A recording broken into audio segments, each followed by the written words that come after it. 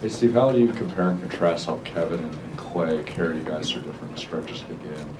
Well, they both had big nights shooting the ball, and I thought both were very engaged defensively as well. So both of them were fantastic. Right here, second row. No, you're scratching. Here. Arvidas Nashari, Clips Nation. Can you talk about what you saw from the youth of the Clippers and just their future? I thought the Clippers were fantastic today. Their effort and their energy, they were attacking us all over the floor defensively. I didn't think we fully engaged in the game till they kind of took it to us in that third quarter, took the lead. And once that happened, I thought that's when our guys engaged. We started taking care of the ball and defending at a higher level. But I love their team. They're a young group that fights and scraps and plays together, plays hard. And, I just told our guys in there, that's what we're going to see Wednesday, too. So can't be any let-ups because this group is connected and young and energetic and playing hard and well-coached. And so we've got to make sure we continue to lock in. Coach Kerr right here. TPJF Hoops and Brews. Steph started out 0-6 from the field and 1-5 from 3. When he gets a rough start like that, is it more so about trying to get him going early or just letting everybody continue to play within the flow of the offense? You just keep playing and you trust that he's going to impact the game because he's such a great player, whether his shots are going in or not. And but yeah, tough day for Steph. But this is the way the game goes. Guys. Sometimes have a huge night, sometimes they struggle, but the great players like Steph, Kevin, Klay, they bounce back pretty quickly from tough shooting nights, so that's what I would expect on Wednesday. How important was that mini stretch at the start of the fourth where you got Durant and Curry on the bench? I think you guys bumped the lead up a little bit. And how important will that pocket of the game be during these playoffs?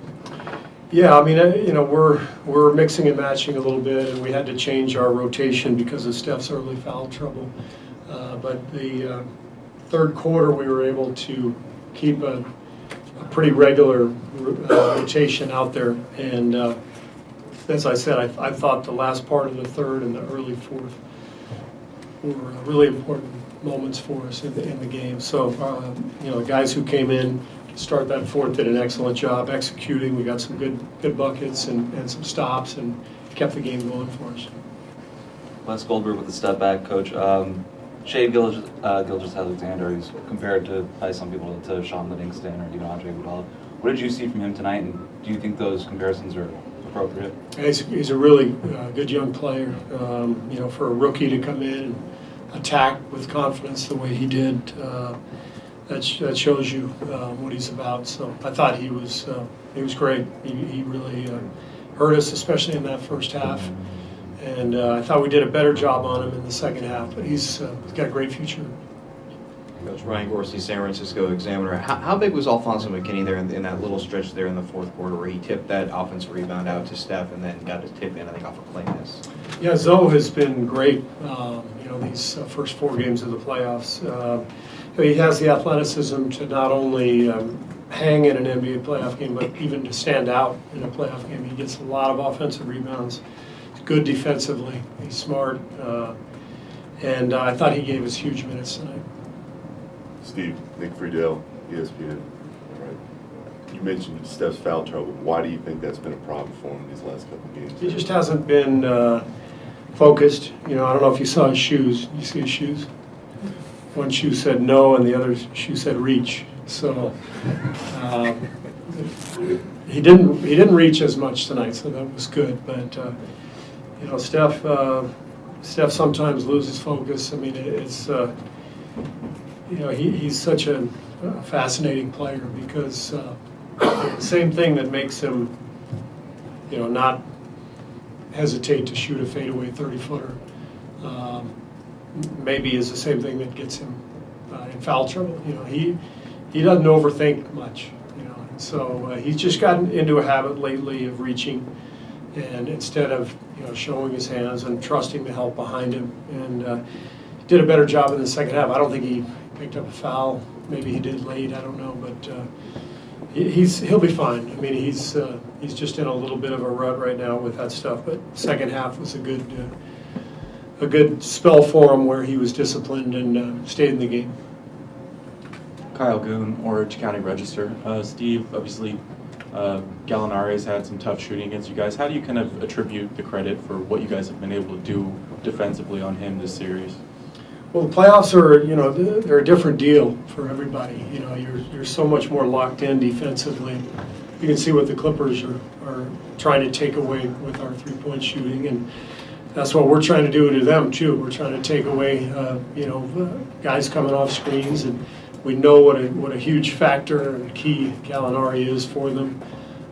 So we're doing our best to try to pressure him, stay in front of him, and challenge every shot, because when he has big games, the Clippers generally win, and so he's a real key for them. Hey, Steve, a follow on the note about Alfonso. Going into the playoffs, what were you expecting he could give you, just knowing this is his first go-around, and what have you seen so far? This is exactly what I expected. The thing I love about Zoe is he's fearless. He's never shied away from a shot. He has scrapped and clawed to get to this point in his career. He's played everywhere overseas, and G League, and so he's making the most of his moment. And this is not surprising to me from a guy who's had to fight his way into a job. And as I said, I thought he really helped us tonight. Coach Chris with the Fantasy Sports Cave. Can you talk about what you saw from Klay in the first half and what it means when he has a first half like that, what it does for your offense along with Kevin Durant and Steph Curry? Well, when Klay gets going like that, it fuels the whole bench. You can see everybody jumping around. Everybody gets happy. We all love when Klay gets hot. It's it fuels our momentum, and it didn't surprise me at all. He kind of had a quiet first few games in the series, so it's only a matter of time until he broke out. Thanks, Coach. Be here shortly.